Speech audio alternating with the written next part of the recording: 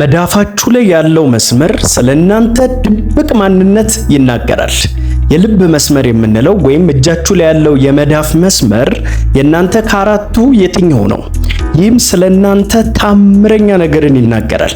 ፕሊስ ብዙዎች መጥተው ራሳቸውን እንዲያውቁም እንዲጫወቱም ፕሊስ ለ5 ሰው ኮፒ ሊንክ በማድረግ ጀምሩ። እሺ ከአራተኛውን ጀምር። የናንተ የመዳፍ መስመር ቁጥር 4 ላይ ያለውን የሚመስል ከሆነ ያ ማለት እናንተ በጣም ታጋሽ፣ የትዕግስት ሌቭላችሁ በጣም ከፍ ያለ፣ በጣም ደግሞ ተንከባካቢ፣ ሌሎችም መንከባከብ፣ ለሌሎች መጨነቅ፣ ኬር ማድረግ፣ በጣም ካልም የተረጋጋችሁ ነገሮችን በእርጋታ ማድረግም ማሰብም የምትችሉ ልባችሁ ደግሞ በስሜት በደግነት ሞቅ ያለ አይነት ሰዎች ስትሆኑ እንዲሁም ጉድ የምንለው ኢንቴንሽን ያላችሁ ስለ ህይወትም ስለ ሌላ ሰዎችም ቀና አመለካከት ያላችሁ አይነት ሰዎች ናችሁ። ደግነት ደግሞ ዋና መለያችሁ ነው። ሌሎችን ማገዝ፣ ሌሎችን መርዳት ከፍተኛ ትርጉም የሚሰጣችሁ አይነት ሰዎች ናችሁ። ትርፍ ጊዜያችሁን በደግነት ስራ ላይ ቮለንተሪ በማድረግ በማህበረሰቡ መሃል በመገኘት በመሳተፍ ያላችሁን በመካፈል ጊዜያችሁን የምታሳልፉና ትልቅ ደስታ ደግሞ ሌሎችን በማገዝ ውስጥ ነው የምታገኙት። ሌሎችን መርዳት ማገዝ በጣም ደስታና የህይወት ትርጉም የሚሰጣችሁ አይነት ሰዎች ናችሁ። ይህንንም የምታደርጉት ከደግነትና ከፍቅር የተነሳ እንጂ ከሌሎች አንዳች ነገር ፈልጋችሁ አለመሆኑ የናንተ ልዩ መገለጫ ነው።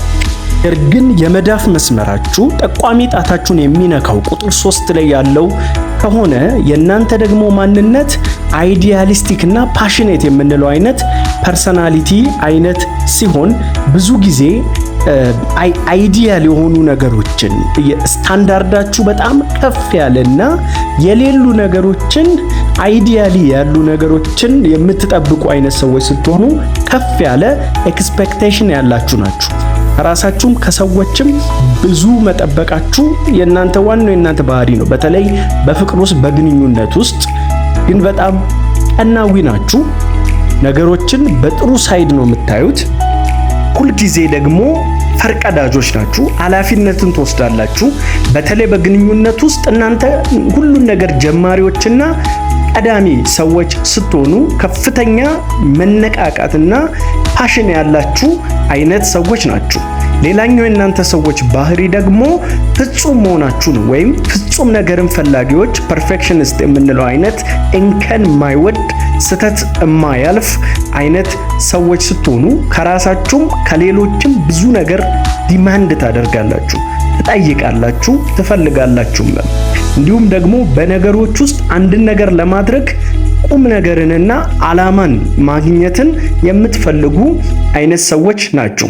ስለዚህ የእናንተ መሰረታዊ ባህሪያችሁ ለፍቅርና ለህይወት ከፍ ያለ ስታንዳርድን ማስቀመጣችሁ፣ ከፍ ያለ ኤክስፔክቴሽን ያላችሁ ሰዎች መሆናችሁ፣ ነገሮችን የምታዙ የምትጠይቁ ሰዎች እንዲሰጧችሁ ግድ የምትሉ አይነት ሰዎች ስትሆኑ ስትሮንግ የሆነ ስሜት ያላችሁ ነገሮችን ደግሞ በጥልቀት ፊል የምታደርጉ አይነት ሰዎች ስትሆኑ ህይወታችሁን ሙሉ ለሙሉ በግብ የምትመሩ አይነት ሰዎች ናችሁ።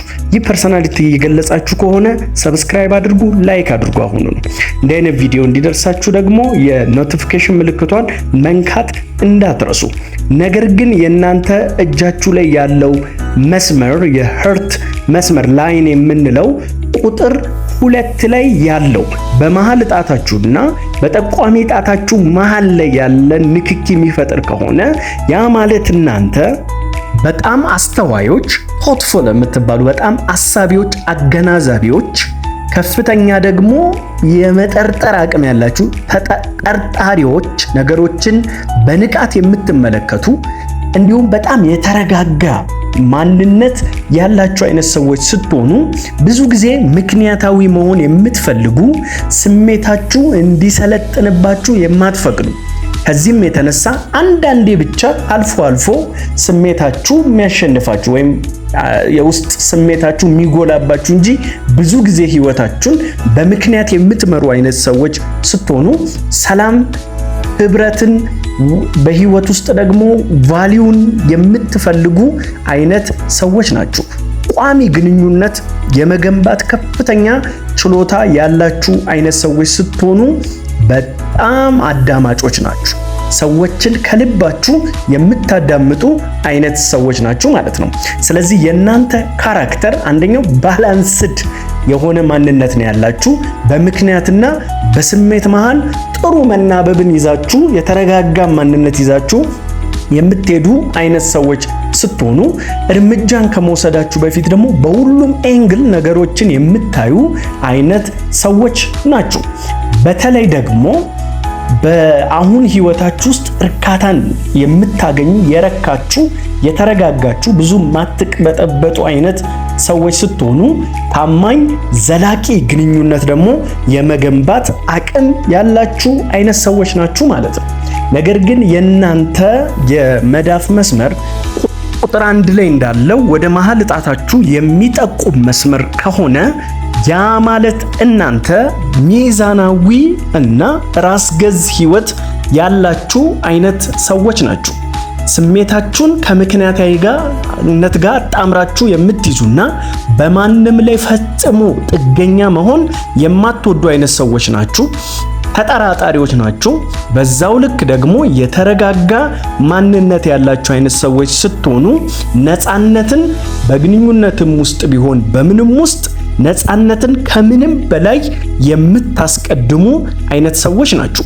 የማሰብ አቅማችሁም ከፍተኛ ነው። አገናዛቢዎች፣ በጣም ዋይዝ ወይም ስማርት የምትባሉ አይነት ሰዎች ስትሆኑ በተመሳሳይ መንገድ ደግሞ ነገሮችን ፊል የምታደርጉም አይነት ሰዎች ናችሁ። ስለዚህ የእናንተ ባላንስ በኢሞሽን እና በሎጂክ መሃል ጥሩ ጥምረት ሰርታችሁ የምትኖሩ ናችሁ። ፍቅራችሁን ደግሞ በተግባር በቃል ብዙ ማትወዱ በተግባር መግለጽ ላይ የምታተኩሩ አይነት ሰዎች ናችሁ። ከቃል ይልቅ ተግባርን ታስቀድማላችሁ። ጥገኛ መሆን በፍጹም አትወዱም። ነገሮችን በጥልቀት ይሰማችኋልም፣ በጥልቀት ታስባላችሁም፣ ተግባር ተኮሮችም ናችሁ ማለት ነው። ይህ ፐርሰናሊቲ ቴስት ማንነታችሁን ከገለጠው ቤቱን ሰብስክራይብ አድርጉ። ሐሳባችሁን በኮሜንት ሴክሽን ላይ አሳውቁኝ። አመሰግናለሁ።